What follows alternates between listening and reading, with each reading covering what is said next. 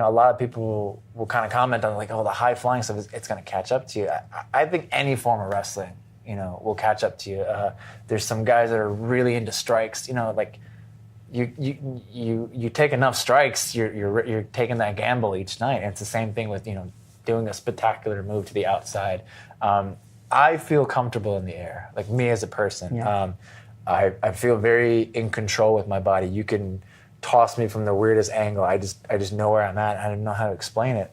I do this maneuver, my finishing move. It's called the 054, and it's a 450 splash, but you're going backwards.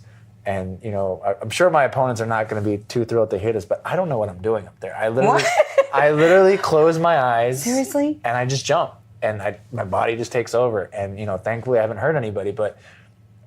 If you ask me, hey, can you teach me, or what is your mindset, or what do you? Because people have like checklists in their head, like, oh, right. do this.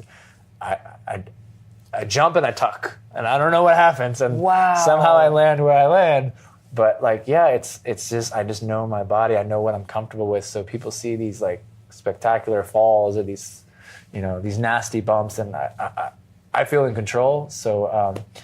Yeah, but to answer your question, I feel any form of wrestling is going to catch up to you.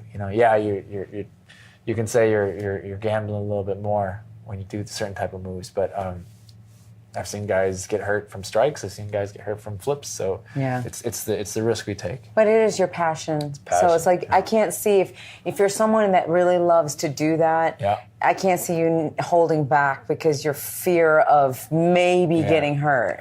I feel the fear of getting hurt will get you hurt. Yeah. If that makes sense. I don't second guess myself, and I hope my opponent doesn't. There's 100% trust in each other to perform for these people, obviously.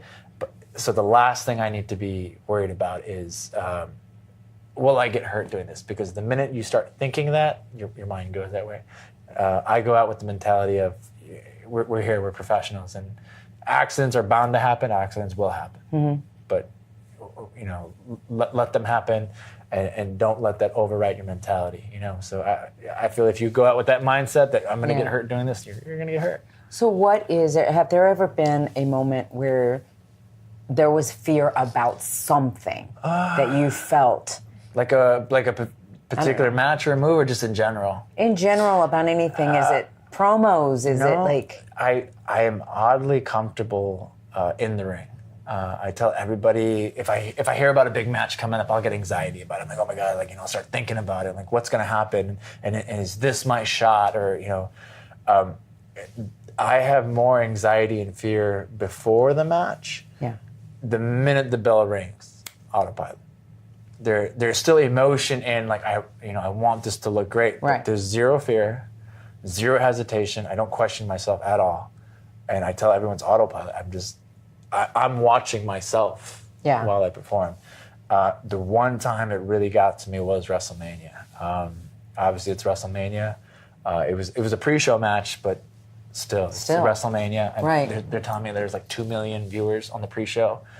They're telling me John Cena's going to be watching ringside, so we're going to try to. Yeah, it's all the stuff. And it's the Cruiserweight Championship.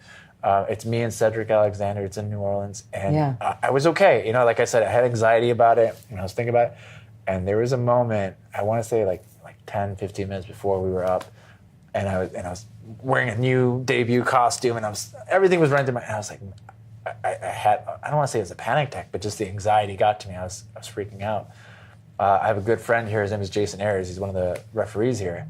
And me and him go way back. And he saw from the corner of the room, it's like, something's wrong with him. So he pulls me aside, and he's like, talk to me.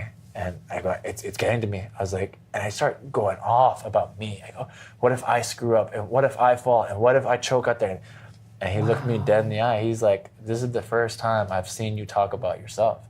He goes, you're about to go out there and kill it for your family, for your daughter, for your son, so that you can get this money, you can take care of them, and also what you stand for, your message, everything you've been fighting for is right now. And you're talking like this? He's like, get your head in the game.